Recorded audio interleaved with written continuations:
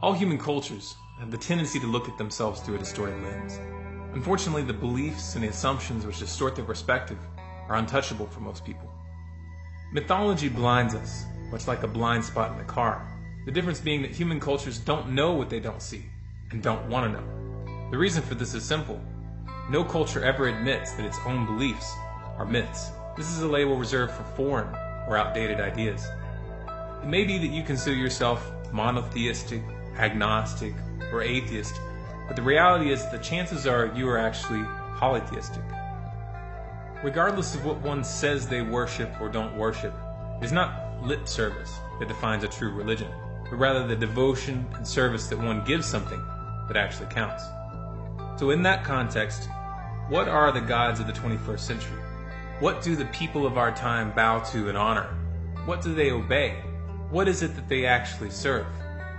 At the pinnacle of the modern pantheon is an ancient and ruthless god originating in Mesopotamia around 10,000 years ago. In English, we commonly refer to this entity as the state. When we talk about the state, it's important to clarify that we're not referring to the people acting in the name of the state. The elected or unelected bureaucrats which administer the system are not the state any more than the Catholic Church is Jesus. That which most people call government is actually the priestly class of an unseen deity. The priests, often referred to as politicians, merely act in its name and pretend to be its earthly representatives. Of course, to the average person, the idea that the state is a deity must seem absurd. Certainly the state is real. We all know it's real. It rules over our lives. It controls the course of our society. Really? Prove it. Show me the state. Is the state the buildings that the politicians meet in? If so, by that definition, the Christian God would be the chapels and the temples. The state is obviously not the politicians. They're only humans. So where did they derive their supposed power? Saying that their power comes from the act of voting is absurd. Voting is just a ritual in the church of the state. A group of individuals cannot vote to confer the power to kill, steal, and wage war to a politician, because you cannot give away a power or a right that you do not possess yourself. So is the state the laws and the regulations written on paper? Of course not. This is like saying that a printed book is a god. The state is none of these things, and yet it permeates them on all levels, because what a state really is a belief. Our modern mythology hides this from us, but if we look back at the origins of the state, the reality is much more clear. The earliest rulers didn't beat around the bush about it. They declared themselves to be literal gods, and demanded to be worshipped as such. When that no longer worked, they claimed to be ordained by God. And over the years, as that excuse fell out of favor, they hid behind a tangled web of rules, regulations, and documents that obfuscates reality. That reality being that the priestly class, the state, derives its power solely from our faith. The second god in our modern pantheon is a deity which is just as old as the state, and arguably even more powerful: money. People have the tendency to think that money is the pieces of paper in their pocket, inscribed with strange symbols and Latin phrases. But this is an illusion. Those pieces of paper and the digits in your bank account have no power or value in and of themselves. In reality, they are edicts issued by the priestly class of the monetary system. This is where the term fiat money comes from.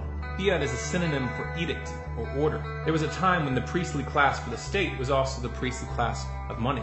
But in a series of carefully orchestrated coups, a new priestly class took control. The current priests of the monetary system are the banks, the untouchable administrators of the monetary faith. They alone hold the power to create money, and due to the fact that the priestly class of the state is quite susceptible to corruption, those with the power to create money have ended up controlling everything. There are countless other deities in the modern pantheon. Obviously, we don't have time to deal with all of them here. These deities can be political, religious, anti-religious, atheistic, or scientific, but the common denominator is that the belief itself takes on an identity and a life of its own, quite independent of the actual facts they claim to pertain to. Like the other gods we just discussed, they usually acquire a priestly class who administers and directs how the beliefs are interpreted and applied. And that priestly class, if successful, draws a dedicated and fervent following. In their most advanced forms, the belief becomes institutionalized, and the propagation and protection of the faith becomes a matter of survival for these institutions. What would our world look like if we dropped these false gods? What would our world look like if we refused to accept dogmas and refused to allow intermediaries to tell us how to interpret reality? That's not a rhetorical question. If you want more content like this, please subscribe to this channel, Storm Clouds Gathering, here on YouTube. Let us know what you think in the comments. But if that's not enough, if you want to interact more, be sure to find us on Facebook, facebook.com/stormcloudsgathering, and on Twitter at Collapse Updates. For all of our videos plus bonus content, be sure to check in at stormcloudsgathering.com. And don't forget, Wednesday nights, which is tonight, we have our roundtable discussion where you can call in and bring up any topic that you'd like to discuss. You can find us at blogtalkradio.com/root of the issue, all one word. Also, you can download those same roundtable discussions via iTunes by searching for Root of the Issue.